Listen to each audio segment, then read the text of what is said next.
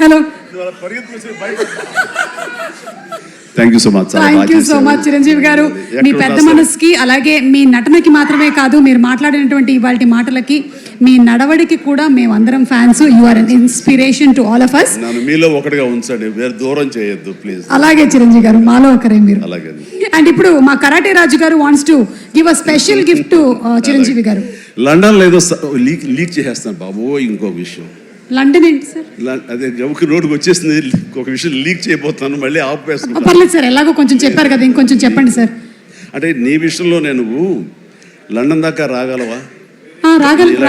Compare చేయడానికి ఇలాంటి programme? తప్పకుండా సార్, లండన్కి వస్తాను. లండన్ లో నాకు సన్మానం జరుగుతుంది,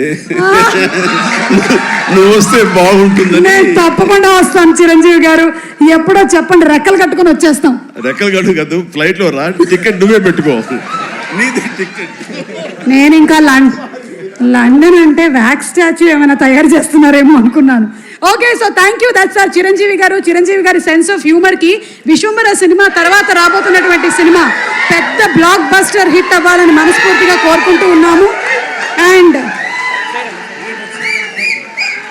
once again special thanks to Chiranjeevi garu and the complete team. February 14 theatres లో కలుద్దాము.